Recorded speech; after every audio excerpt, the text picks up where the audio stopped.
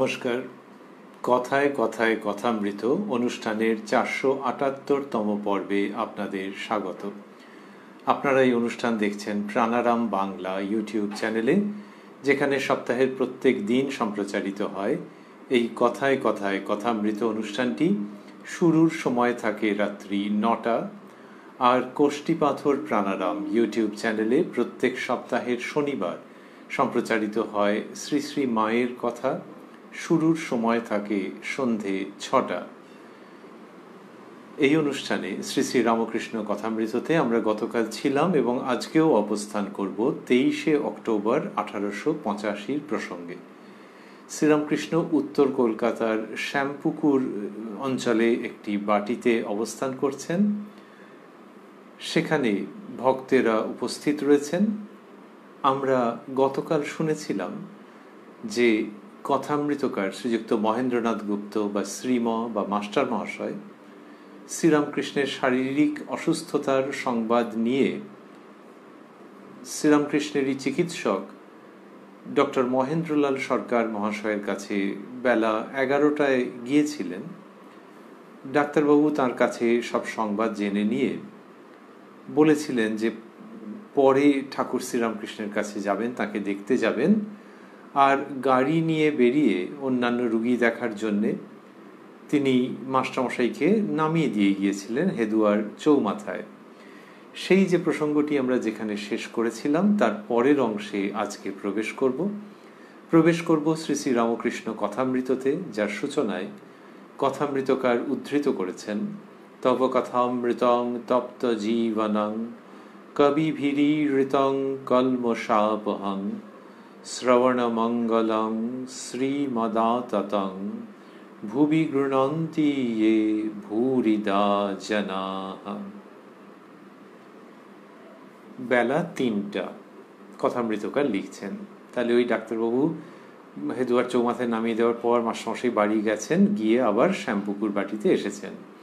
মাস্টারমশাইয়ের বাড়ি যেখানে সুপরিচিত বর্তমানে সেটি সেই ঠনঠনিয়া কালীবাড়ির কাছের যে জায়গাটি, সেখান থেকে শ্যামপুকুর অঞ্চল বেশি দূরে নয়, আর শ্রীরামকৃষ্ণের দিকেই তার মন পড়ে রয়েছে। আমরা দেখছি যে তিনি ঠাকুরের কাছে এসে উপস্থিত হয়েছেন এবং বেলা 3টের সময় থেকে বর্ণনা লিখছেন।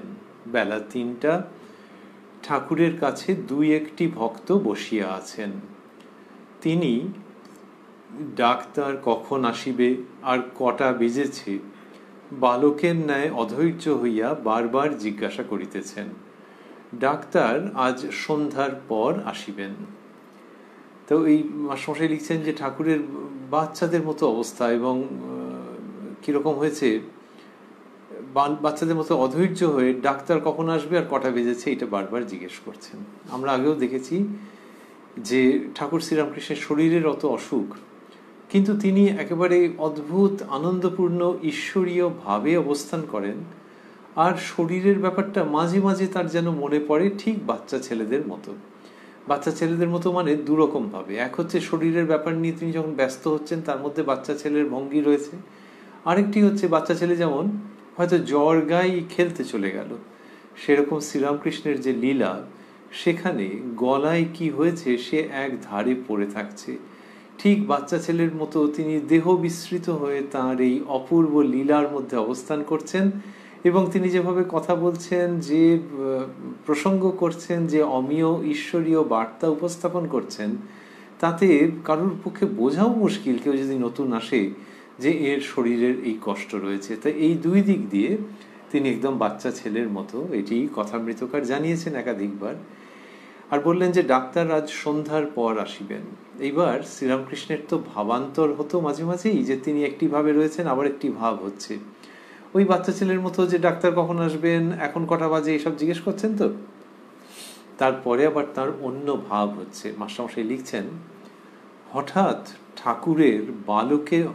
ঠাকুরের বালকের ন্যায় অবস্থা হইয়াছে। বালিশ কোলে করিয়া যেন বাৎসল্য রসে আপ্লুত হইয়া ছেলেকে দুধ খাওয়াইতেছেন। ভাবাবিষ্ট বালকের ন্যায় হাসিতেছেন, আর এক রকম করিয়া কাপড় পরিতেছেন।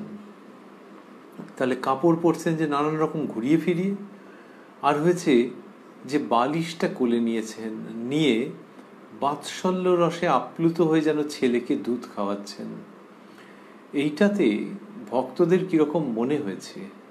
মাস্টারমশাই লিখছেন, মণি প্রভৃতি অবাক হইয়া দেখিতেছেন। এরকম ঘটছে। নিজের নাম মণি লিখেছেন, আগেও আমরা পেয়েছি এই ছদ্মনাম। বলছেন যে ঠাকুর ওই রকম করছেন দেখে ভক্তরা অবাক হয়ে দেখছেন। ঠাকুরের মধ্যে এরকম বাৎসল্য ভাব কখনো কখনো দেখা গেছে। এমনিতেই জগৎ সংসারের সমস্ত মানুষের প্রতি তার ওই রকম একটা ভাব ছিল। এই ভাবটাকে কি বলা হয়? এটা বাৎসল্য ভাব, আবার মাতৃভাবও বটে। মাতৃভাব শ্রীরামকৃষ্ণ যেরকম ভাবে বলেছেন তাতে দুটি রকম দেখা যায়। একটি হচ্ছে যে জগন্মাতার কাছে যখন প্রার্থনা করা হচ্ছে যে মা ছাড়া আর কেউ নেই, তখন সেইটা একটা মাতৃভাব। এইভাবে শ্রীরামকৃষ্ণের জীবনের মধ্যে তাঁরই শ্রীমুখের ভাষায় উল্লেখ দেখতে পাওয়া যায়। আরেকটি হচ্ছে যে যেখানে নিজে মা রূপে জগৎকে দেখছেন, সেটিও মাতৃভাব। জননী শারদামণি বলছেন যে বাবা জানো তো, ঠাকুরের জগতের উপর মাতৃভাব ছিল, সেই ভাব বিকাশের জন্য এবার আমাকে রেখে গেছেন। এই যে জগতের উপর মাতৃভাব, সেইটারই প্রকাশ আজকে দেখতে পাওয়া যাচ্ছে অপূর্বভাবে 23শে অক্টোবর 1885 প্রসঙ্গে। এইটা যখন ভক্তরা দেখছেন, মাস্টারমশাই লিখলেন যে তারা অবাক হয়ে এটা দেখছেন। আর কি হয়, কেউ যদি ওরকম করেন, এমনি তো শরীর খারাপ, তো তা নিয়ে তো কোনো সন্দেহ নেই। তার মধ্যে যদি ওরকম বালিশটা কোলে নিয়ে আপ্লুত হয়ে ছেলেকে দুধ খাওয়াচ্ছেন, এরকম হলে কারোর মনেও হতে পারে যে শরীর খারাপ তো। কিন্তু এখানে তা মনে হওয়ার কোনো অবকাশ নেই। অবকাশ নেই এই জন্যে যে প্রথম হলো যে তার মধ্যে ওই মাতৃভাব রয়েছে। কি শ্যামপুকুরে, কি দক্ষিণেশ্বরে, কি অন্যান্য ভক্তগৃহে মানুষজন তো দেখে অবাক হয়ে গেছেন যে শ্রীরামকৃষ্ণ কতটা তাদের জন্য ভেবেছেন। আধ্যাত্মিক কল্যাণের জন্য ভেবেছেন, জাগতিক বিষয়েও ভাবনা চিন্তা করেছেন, যাতে জাগতিক বিষয়ে যে সমস্ত বাধা আছে, প্রতিকূলতা আছে অধ্যাত্ম পথে অগ্রসর হওয়ার জন্য দিকে, সেই সবগুলো যেন সরে যায়। তো ওই ইহলৌকিক পারলৌকিক যেরকম বলা হয়, ঐহিক পারত্রিক, এই সমস্ত কল্যাণের জন্য যে শ্রীরামকৃষ্ণ ভেবেছেন, সেইখান দিয়ে তো মাতৃভাব ঘন ঘন বিকশিত হয়েছে, উদ্ভাসিত হয়েছে। তাই এই ভাবটি দেখলে অন্যরকম কিছু মনে হওয়ার অবকাশই নেই। এক।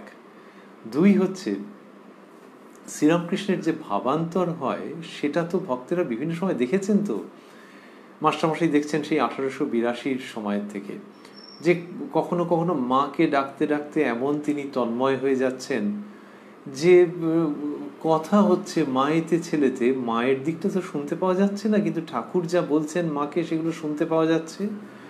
আর বোঝাই যাচ্ছে যে মানে খুব জোর অনুমান করা যাচ্ছে গভীরভাবে যে মাও কিছু বলছেন, না হলে এইরকম কথা হয় কি করে। তো শ্রীরামকৃষ্ণের এইরকম বিভিন্ন ভাব এবং ভাবান্তর ভক্তেরা দেখেছেন, আর এখানে এটি দেখছেন। তিন, এই যে একটা ভাব হচ্ছে, মানুষে তো এমনিও বুঝতে পারে যে এটা কি শরীর খারাপের জন্য, হঠাৎ অন্য কোনো কারণে না কি, কিন্তু ওই ভাবের মধ্যে যে সত্যতা থাকে এবং যে মাধুর্য থাকে, তার থেকে তো বোঝা যায় যে এর ভেতরে ওইটা একেবারে উদ্বেল হয়ে উঠছে। সেই জন্যই ইনি এই রকম করছেন। আর কি, আর হচ্ছে চতুর্থত, যে শ্রীরামকৃষ্ণের জীবনে এরকম তো আগে হয়েছে, অনেক আগে যখন মাস্টারমশাই প্রমুখ ভক্তেরা আসেননি, তখন ঠাকুরের রামলালাকে নিয়ে এরকম ছিল। একজন রামায়েত সাধুজি, তিনি শ্রীরামকৃষ্ণকে একটি রামলালার মূর্তি দিয়ে গিয়েছিলেন, মানে রামচন্দ্র, শিশু রামচন্দ্র। সেই রামলালার মূর্তি নিয়ে তাকে ঠাকুর তার মধ্যে কি দেখলেন যে ওই শিশু, এবং সেই শিশু জীবন্ত। তো ঠাকুর তাকে নাওয়ান, খাওয়ান, তাকে বকেন, সেও আবার অভিমান করে নানান রকম। এই জটাধারী নামনি যে রামায়েত সাধুজি, তিনি দিয়ে গিয়েছিলেন এই রামলালাকে নিয়ে। ঠাকুরের জীবনে সব অদ্ভুত ঘটনা ঘটেছে এক সময়। সেই জন্য বাৎসল্যের ব্যাপারটি ঠাকুরের জীবনের সঙ্গে ওতপ্রোত। পঞ্চমত, ঠাকুরকে দেখেই অনেকের মনে হয়েছে যেন সাক্ষাৎ মা। শ্রীযুক্ত মহাপুরুষ মহারাজজি, শ্রীমৎ স্বামী শিবানন্দজি, তিনি যখন শ্রীরামকৃষ্ণের কাছে যান দক্ষিণেশ্বরে, তার মনে হয় ওই রকম মহাপুরুষ মহারাজ ঠাকুরের তারক, অল্প বয়সে মাতৃহীন, তার ঠাকুরকে দেখে মনে হলো নিজের মা। একজন পুরুষ মানুষকে দেখে মা মনে হওয়া কি চট করে হয়? এবং ঠাকুরের কাছে বিদায় গ্রহণ করবার আগে তার কোলে মাথা রেখে শ্রীযুক্ত তারকনাথ প্রণাম করলেন। এদের যে ঠাকুরকে মা বলে মনে হয়েছে, অনেকেরই মনে হয়েছে যে ঠাকুরকে যে তিনি মা। তাই এই পুরুষের দেহে একজনকে মা বলে মনে হচ্ছে, তার মানে কি? তার মানে হচ্ছে দেহটা গৌণ, ওটা কোনো ধর্তব্যের মধ্যেই নয়। ভেতরে সেই মাতৃসত্তা এমনই যে ওই নারী পুরুষ বিভেদাত্মক যে বাইরের রূপ, সেটা গৌণ হতে হতে অবান্তর হয়ে যাচ্ছে কোন সময়? অজান্তে এবং সানন্দে।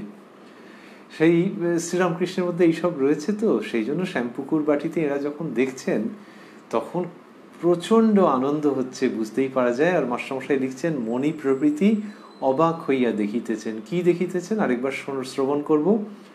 হঠাৎ ঠাকুরের বালকের ন্যায় অবস্থা হইয়াছে, বালিশ কোলে করিয়া যেন বাৎসল্য রসে আপ্লুত হইয়া ছেলেকে দুধ খাওয়াইতেছেন। ভাবাবিষ্ট বালকের ন্যায় হাসিতেছেন, আর এক রকম করিয়া কাপড় পরিতেছেন। ওই মাতৃভাবে এইসব তিনি করছেন। মণি প্রভৃতি অবাক হইয়া দেখিতেছেন। কিয়ৎক্ষণ পরে ভাব উপশম হইল। ঠাকুরের খাবার সময় হইয়াছে, তিনি একটু সুজি খাইলেন। ওই খেতে পারছেন না তো। মণির কাছে নিভৃতে অতি গুচ্ছ কথা বলিতেছেন। আমরা আগের দিন দেখেছি, আগের পর্বেই ছিল, যে মাস্টারমশাই হঠাৎ নিজের নামটি পরিবর্তন করে মণি করলেন, যেরকম আগেও কখনো কখনো করেছেন। ছদ্মনামের আরেকটি স্তর আরোপ করছেন। আমরা গতকাল দেখেছিলাম যে ওই ডাক্তার সরকারের কাছে গিয়ে তিনি ঠাকুরের ভাবের কথা যেভাবে বলছেন, পাছে তাতে তাঁর উপরে পাঠক পাঠিকার মনোযোগ আকৃষ্ট হয় তার প্রতি, সেই জন্য যেন ওই মাস্টার নামটি যে অন্যত্র ব্যবহার করেছেন সেটিও দিলেন না, মণি দিলেন। আর এইখানে এটি আজকে আমরা পড়ছি, কিন্তু এই একই দিনের প্রসঙ্গ, এটি বেলা 3টের সময়। এখানেও মণি নামটি ছাড়লেন না কেন? এখানেও মাস্টার নামটি তো ব্যবহার করলেন না কেন? সেটা দেখা যাচ্ছে যে এই যে মাস্টারমশাই লিখছেন যে মণির কাছে নিভৃতে অতি গুচ্ছ কথা বলিতেছেন। এইটা হচ্ছে ব্যাপার, যে যার কাছে বলছেন তার মানে তো বুঝতে হবে যে তিনি খুব সৌভাগ্যবান। He is one of the selected few যাদের কাছে শ্রীরামকৃষ্ণ অত্যন্ত গোপন কথা বলেছেন। তাহলে ইনি কে? ইনি ওই মহেন্দ্রনাথ, ওইখানটাতে উনি চাপা দিয়ে দিচ্ছেন, ওই জন্য মণি নামটাকে রাখছেন। মণির কাছে নিভৃতে অতি গুচ্ছ কথা বলিতেছেন, মানে গোপনীয় কথা। সেটা জানা গেল কি করে? মাস্টারমশাই তো বুঝতেন, ঠাকুরও হয়তো বলেছেন। আরেকটা ব্যাপার আছে, কেউ যদি কারুর কাছে এসে বেশ একটু আস্তে আস্তে কিছু বলে, তখন হচ্ছে কি যে আলাদাভাবে বলছেন তিনি, সকলের জন্য নয়। সকলের জন্য নয় কেন? সকলে এটির ভাবার্থ বুঝতে পারবেন না, তাদের এটি কাজে লাগবে না, তাদের জীবনের ওই অবস্থার সঙ্গে এটি যুক্ত নয়, সংশ্লিষ্ট নয়। তো ওই যে একটা বলার ভঙ্গি থাকে, তো তার থেকে তো বোঝা যায় যে একটা গোপন কথা বলছেন। মাস্টারমশাই লিখছেন, শ্রীরামকৃষ্ণ মণির প্রতি একান্তে, এই যে একান্তে বলবার যে ভঙ্গিটি রয়েছে, সেখান থেকেই বোঝা যাচ্ছে এটি গুচ্ছ কথা এবং অত্যন্ত গুচ্ছ কথা। মাস্টারমশাই লিখলেন, মণির কাছে নিভৃতে অতি গুচ্ছ কথা বলিতেছেন। শ্রীরামকৃষ্ণ মণির প্রতি একান্তে। এতক্ষণ ভাবাবস্থায় কি দেখছিলাম জানো? 3-4 ক্রোশ ব্যাপী শিয়রে যাবার রাস্তার মাঠ। শিয়রে যাওয়ার মানে শিহর, আমরা আগে পেয়েছি। 3-4 ক্রোশ ব্যাপী শিয়রে যাবার রাস্তার মাঠ। সেই মাঠে আমি একাকী। সেই যে 15-16 বছরের ছোকরার মতো পরমহংস বটতলায় দেখেছিলাম, আবার ঠিক সেই রকম দেখলাম। আগে বলেছেন যে বটতলায়, ওই পঞ্চবটির ওখানে তিনি দেখেছিলেন যে 15-16 বছরের ছেলের মতো একজন পরমহংস এরই ভেতর থেকে বেরিয়ে এলো। শ্রীরামকৃষ্ণের দেহের ভেতর থেকেই তিনি বেরিয়ে এসেছিলেন। এটি একদম সেই সাধন অবস্থার প্রথম দিককার ঘটনা, দক্ষিণেশ্বরের প্রথম দিককার ঘটনা। তো এখানে বলছেন শ্রীরামকৃষ্ণ যে ওই যে মাস্টারমশাই লিখলেন যে কিয়ৎক্ষণ পরে ভাব উপশম হইল, ওই যে বাৎসল্য ভাব যেটি হচ্ছিল, তারপরে কি হয়েছে? তিনি খাবার সময় হচ্ছে একটু সুজি খেয়েছেন, তারপরে বলছেন এতক্ষণ ভাবাবস্থায় কি দেখছিলাম জানো? তাহলে ওই যে ভাবটা হয়েছিল তখন কি দেখছিলেন? কি অপূর্ব সমস্ত কথা, দিব্য বাণী। 3-4 ক্রোশব্যাপী শিওরে যাবার রাস্তার মাঠ, এই শব্দগুলিকে মাস্টারমশাই স্থূলাক্ষরে দিয়েছেন। 3-4 ক্রোশব্যাপী শিওরে যাবার রাস্তার মাঠ, শিহরে যাবার 3-4 ক্রোশ মানে 1 ক্রোশ মানে প্রায় 2 মাইল, তার মানে ওই 6-7-8 মাইল এরকম লম্বা রাস্তা, শিহরে যাবার মাঠ। সেই মাঠে আমি একাকী। তাহলে ওই যে মাঠ, তাহলে তখনকার দিনের ওরকম 6-7-8 মাইল দীর্ঘ পথ, তার মানে একদম নির্জন পথ, সেইখানে ঠাকুর একাকী দাঁড়িয়ে। এইটি তিনি ভাবে দর্শন করছিলেন। আর কি দর্শন করেছেন?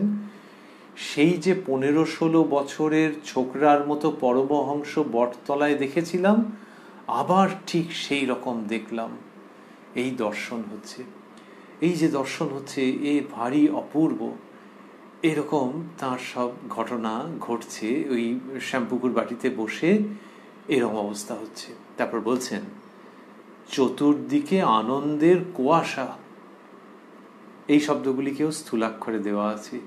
চতুর্দিকে আনন্দের কুয়াশা, তারই ভিতর থেকে 13-14 বছরের একটি ছেলে উঠল, মুখটি দেখা যাচ্ছে, পূর্ণ রূপ, দুইজনেই দিগম্বর।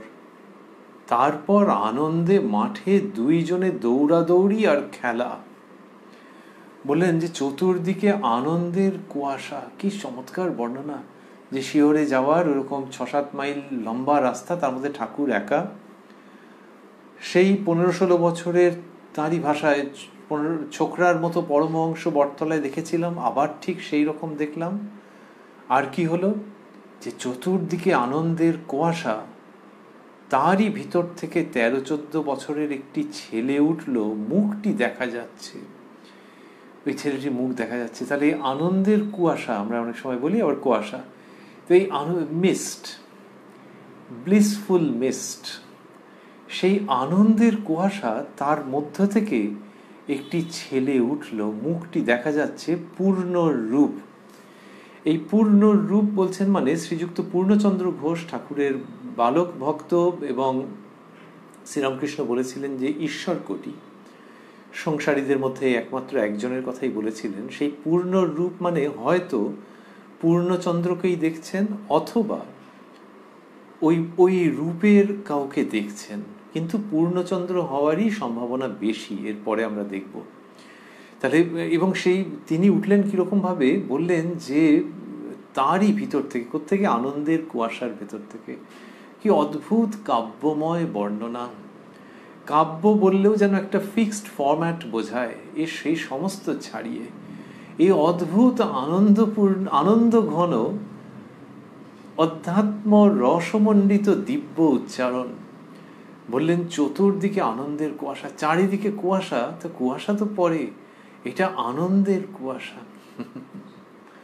আমাদের বেদে বিভিন্ন কবিত্বপূর্ণ উচ্চারণ আছে, শ্রীরামকৃষ্ণের যেগুলি পাওয়া যায় সেগুলি ওই স্তরের, বা যেন মনে হয় এক এক সময় ছাপিয়ে যাচ্ছে। এই আনন্দের কুয়াশা কথাটি বললেন, এবং তার মধ্যে থেকে একটা রূপ নিচ্ছে। 13-14 বছরের একটি ছেলে উঠল, মুখটি দেখা যাচ্ছে, পূর্ণ রূপ, দুইজনেই দিগম্বর। তারপর আনন্দে মাঠে দুইজনে দৌড়াদৌড়ি আর খেলা। তাহলে ওই যে একটু আগে বলেছেন যে ডাক্তার কখন আসবে, এখন কটা বাজে, তাহলে শরীরের জন্য চিন্তা নেই। শরীরের জন্য চিন্তা হলে এরকম ভাবে দর্শন হয় না। 1, 2 সেই দর্শনের মধ্যে আনন্দ আছে। আর 3 বললেন তো যে চতুর্দিকে আনন্দের কুয়াশা, তাহলে এই কুয়াশা হচ্ছে আনন্দের কুয়াশা। যদি শরীরের প্রতি নজর থাকে, শরীরের ওপর যদি মনোযোগ থাকে, তাহলে এরকম হয়, ভাবেও কখনো এরকম দর্শন হয়। তারপর আনন্দে মাঠে দুইজনে দৌড়াদৌড়ি আর খেলা। দৌড়াদৌড়ি করে পূর্ণর জল তৃষ্ণা পেল। সে একটা পাত্রে করে জল খেলে, জল খেয়ে আমায় দিতে আসে। আমি বললাম, ভাই তোর এঁটো খেতে পারবো না। তখন সে হাসতে হাসতে গিয়ে গ্লাসটি ধুয়ে আর 1 গ্লাস জল এনে দিলে। কেন ওটা এঁটো খেতে পারবেন না, এ আমরা বলতে পারবো না। কিন্তু ঠাকুর এরকম দর্শন করেছেন আর এটি বলছেন।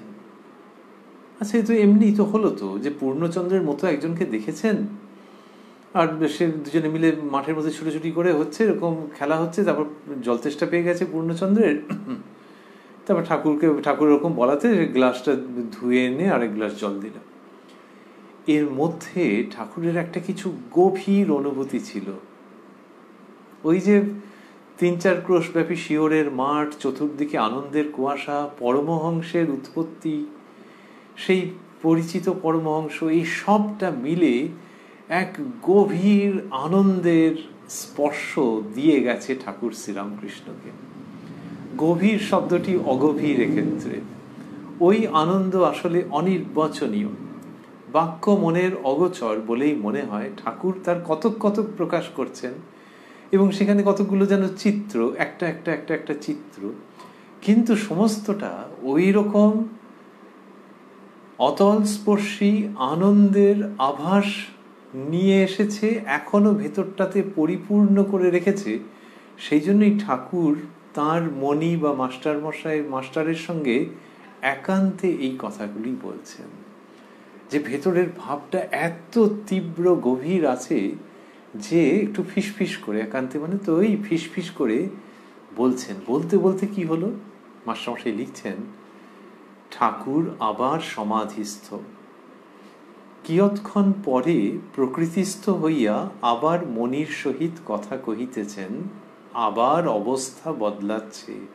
ঠাকুর শ্রীরামকৃষ্ণ বলে চলছেন।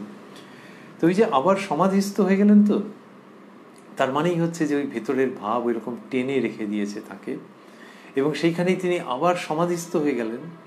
আর কি হলো, কিয়ৎক্ষণ পরে প্রকৃতিস্থ হইয়া, তার মানে এই প্রকৃতিতে, না হলে অন্য প্রকৃতিতে ছিলেন, অন্য রাজত্বে ছিলেন, অন্য জগতে ছিলেন, আবার এই প্রকৃতিতে এলেন কিছুক্ষণ বাদে। কিয়ৎক্ষণ পরে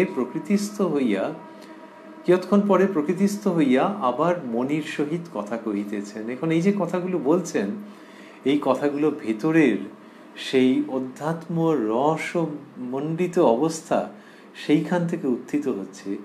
বাংলা ভাষায় বলছেন, কিন্তু অমৃত ঝরে পড়ছে, বোঝা যায়। কিয়ৎক্ষণ পরে প্রকৃতিস্থ হইয়া আবার মনির সহিত কথা কহিতেছেন, আবার অবস্থা বদলাচ্ছে। প্রসাদ খাওয়া উঠে গেল, সত্য মিথ্যা এক হয়ে যাচ্ছে। আবার কি দেখছিলাম জানো, ঈশ্বরীয় রূপ, ভগবতী মূর্তি, পেটের ভিতর ছেলে, তাকে বার করে আবার গিলে ফেলছে। ভিতরে যতটা যাচ্ছে ততটা শূন্য হয়ে আমায় দেখাচ্ছে যে সব শূন্য। যেন বলছে, লাগ লাগ লাগ ভেলকি লাগ। এর মধ্যে এই শব্দগুলি ভগবতী মূর্তি স্থূলাক্ষরে দেওয়া আছে, এবং আমায় দেখাচ্ছে যে সব শূন্য স্থূলাক্ষরে দেওয়া। ঠাকুর বললেন যে আবার অবস্থা বদলাচ্ছে, প্রসাদ খাওয়া উঠে গেল।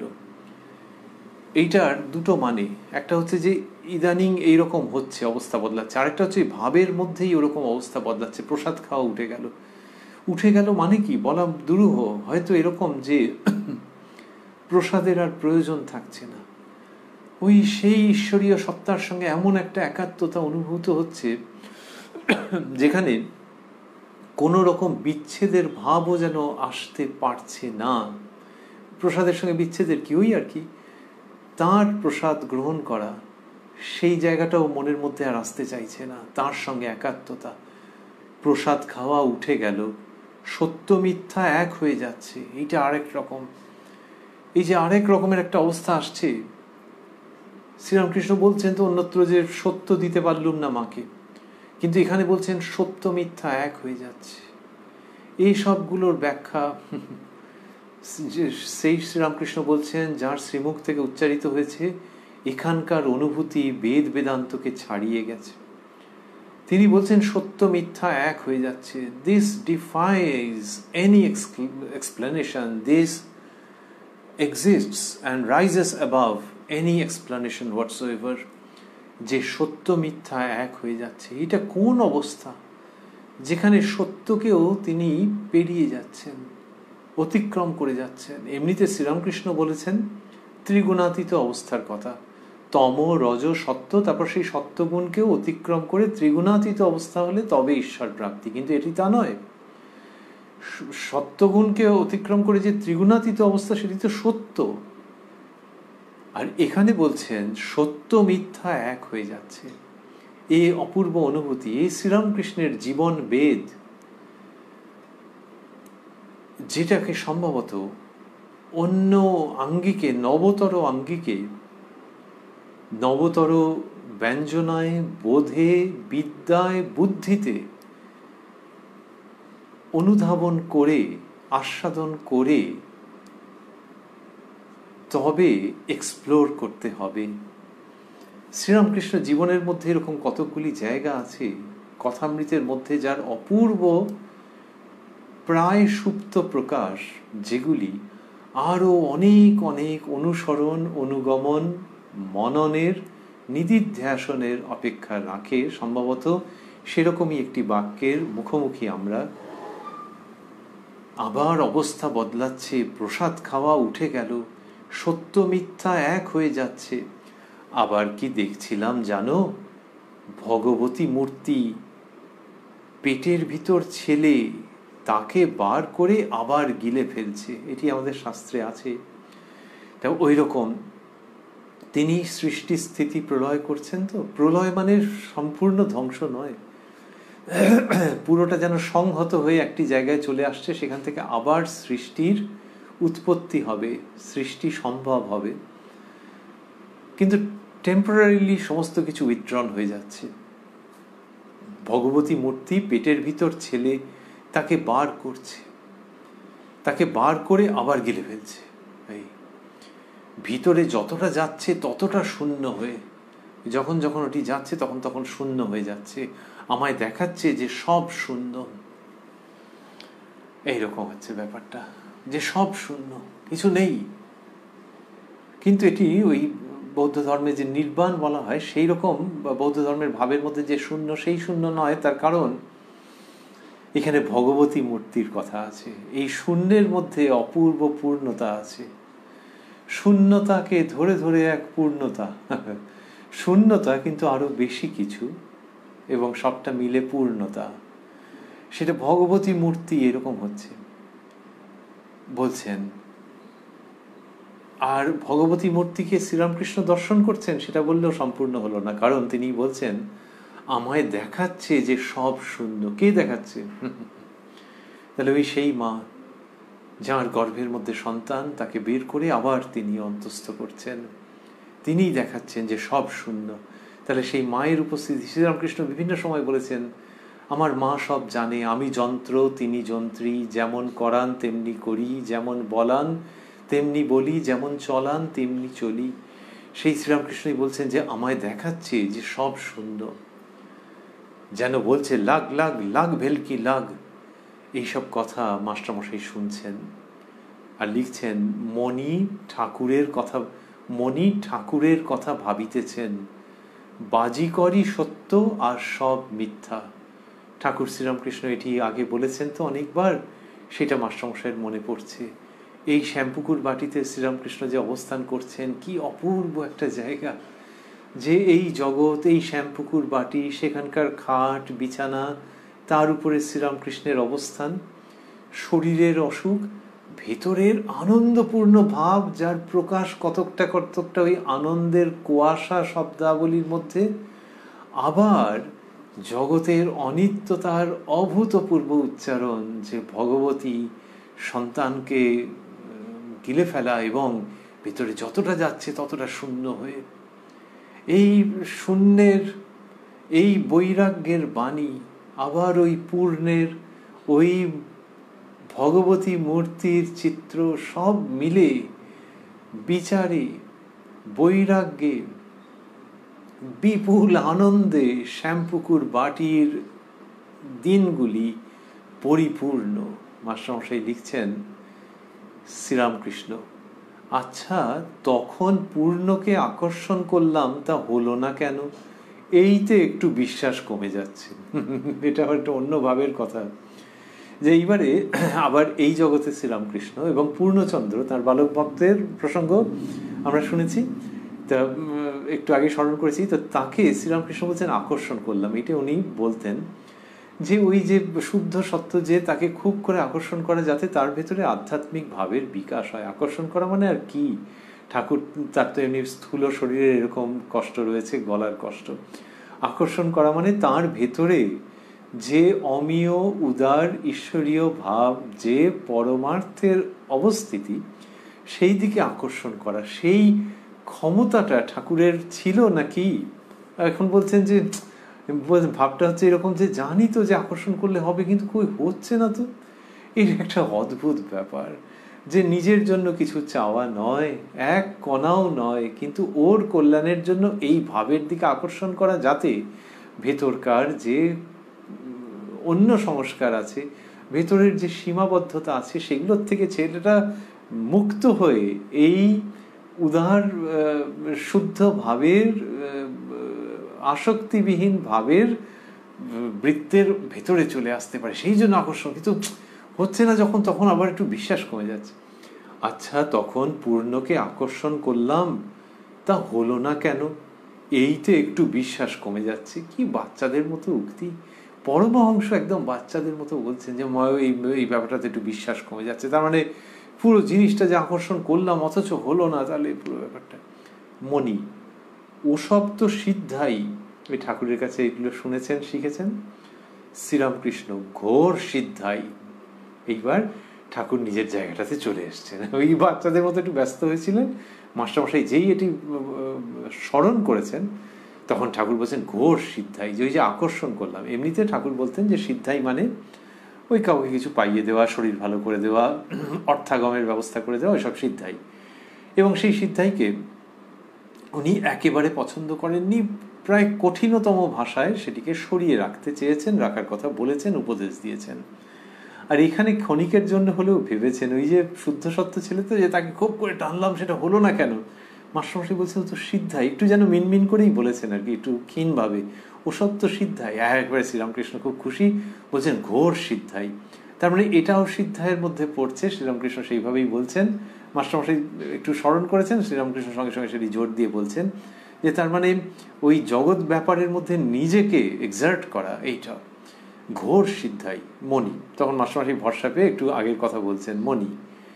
সেই অধর সেনের বাড়ি থেকে গাড়ি করে আপনার সঙ্গে আমরা যখন দক্ষিণেশ্বরে আসছিলাম, বোতল ভেঙে গেল। একজন বললেন যে এতে কি হানি হবে আপনি একবার দেখুন। আপনি বললেন দায় পড়েছে দেখবার জন্য। ওসব তো সিদ্ধাই। এইসব গড়গড় করে মাস্টারমশাইয়ের মনে পড়ে গেল। শ্রীরামকৃষ্ণ ওই রকম হরির লুটের ছেলে, রোগ ভালো করা, এসব সিদ্ধাই। যারা অতি নিচু ঘর, তারাই ঈশ্বরকে ডাকে রোগ ভালোর জন্য। এই শব্দগুলিও স্থূলাক্ষরে দেওয়া আছে। যারা অতি নিচু ঘর, তারাই ঈশ্বরকে ডাকে রোগ ভালোর জন্য। এই শ্রীরামকৃষ্ণজি মনে পড়ে যাচ্ছে যে এই সিদ্ধায়ের প্রসঙ্গটি, যে তিনি পূর্ণের কল্যাণের জন্য যেটা করবেন ভাবছিলেন, ওটা সিদ্ধায়ের জন্য, ওই জন্য হচ্ছে না, মা ওটা হতে দিচ্ছেন না পুরোপুরি। তার সঙ্গে সঙ্গে সিদ্ধাই প্রসঙ্গে তার যে মনোভাব, সেটিকে আবারও আমরা ওই স্মরণ করছি, যে খুব কঠোর ভাষায় তিনি ওরকম প্রকাশ করলেন। ওই রকম হরির লুটের ছেলে, রোগ ভালো করা, এসব সিদ্ধাই। যারা অতি নিচু ঘর, তারাই ঈশ্বরকে ডাকে রোগ ভালোর জন্য। এরপরে কি হবে? এরপরে সন্ধে হবে, এবং তারপর ডাক্তার সরকার মহাশয় এসে উপস্থিত হবেন। ডাক্তার সরকারের সঙ্গে শ্রীরামকৃষ্ণের আবার অপূর্ব ভাবের কথোপকথন হবে। এই যে আমরা শুনলাম বেলা 3টে থেকে, যেটি মাস্টারমশাইয়ের সঙ্গে প্রায় একান্তে কথা হচ্ছে, সেটি একরকম। আর তারপর ডাক্তার সরকার আসার পর আরেক রকম ভাবে হবে, যেটি আমরা শুনবো শ্রীরামকৃষ্ণের কৃপা সাপেক্ষে আগামীকাল এই কথায় কথায় কথামৃত অনুষ্ঠানে, যেখানে সপ্তাহের প্রত্যেক দিন সম্প্রচারিত হয়। এই অনুষ্ঠানটি প্রাণারাম বাংলা ইউটিউব চ্যানেলে শুরুর সময় থাকে রাত্রি 9টা, আর কোষ্ঠীপাথর প্রাণারাম ইউটিউব চ্যানেলে প্রত্যেক সপ্তাহের শনিবার সম্প্রচারিত হয় শ্রী শ্রী মায়ের কথা। শুরুর সময় থাকে সন্ধে 6টা। আমরা রয়েছি উদ্বোধন কার্যালয়ে প্রকাশিত শ্রী শ্রী রামকৃষ্ণ কথামৃতের 940 পৃষ্ঠায়, রয়েছি উত্তর কলকাতার শ্যামপুকুর বাটিতে শ্রীরামকৃষ্ণের অতি পবিত্র পূত সান্নিধ্যে। আর শেষ করতে করতে ভাবছি যে আমরা যেটি দেখছিলাম যে ঠাকুর শ্রীরামকৃষ্ণ এই বেলা 3টের আশেপাশের সময়, বেলা 3টের পরে ওই ডাক্তার সরকার আসবেন বলে যে বাচ্চা ছেলেদের মতো ব্যস্ত হচ্ছিলেন যে কটা বেজেছে, ডাক্তার কখন আসবে, এইসব বলে। তারপরে তার বাৎসল্য ভাবের সঞ্চার হলো, বালিশ কোলে করে নিয়ে যেন দুধ খাওয়াচ্ছেন, সেগুলি মাস্টারমশাই প্রমুখ অবাক হয়ে দেখছিলেন। তারপরে মাস্টারমশাইয়ের কাছে নিভৃতে অতি গুহ্য কথা বলছেন, এবং সেখানে তিনি বলছেন যে 3-4 ক্রোশ ব্যাপী শিয়রে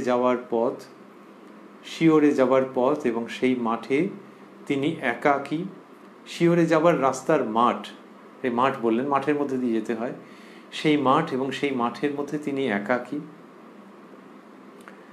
এবং সেই সময় আগে যাকে দর্শন করেছিলেন সেই 15-16, তারই ভাষায় 15-16 বছরের ছোকরার মতো পরমহংস, তাকে দেখলেন। আর দেখলেন কি, আবার ঠিক সেই রকম দেখলাম, এটা শ্রীরামকৃষ্ণ বলছেন, আর দেখলেন চতুর্দিকে আনন্দের কুয়াশা, সেই কুয়াশার মধ্যে থেকে পূর্ণ রূপ, তারই আবির্ভাব 13-14 বছরের ছেলে, দুজনে মিলে মাঠে দৌড়দৌড়ি আর খেলা, তারপরে পূর্ণের জল তেষ্টা পাওয়া, সে একটা জল খেয়েছে একটা পাত্রে করে, তারপরে আবার পাত্র ধুয়ে নিয়ে, গ্লাসটা ধুয়ে নিয়ে আরেক গ্লাস জল এনে ঠাকুরকে দিচ্ছে। এইরকম একটা গভীর অর্থবহ দর্শনের কথা মাস্টারমশাইয়ের কাছে একান্তে বর্ণনা করতে করতেই ঠাকুর আবার সমাধিস্থ হয়ে গেলেন, প্রকৃতিস্থ হয়ে বলছেন যে আবার অবস্থা বদলাচ্ছে, প্রসাদ খাওয়া উঠে গেল, সত্য মিথ্যা এক হয়ে যাচ্ছে। আর কি বলছেন ভগবতী মূর্তি, ভগবতী মূর্তির যে অপূর্ব দর্শন হয়েছে সেটির কথা বলছেন। আর বলছেন লাগ লাগ লাগ ভেলকি লাগ, সেটি শুনে মাস্টারমশাইয়েরও মনের মধ্যে এই কথাটি আসছে ঠাকুরের, যে বাজিকরই সত্য আর সব মিথ্যা।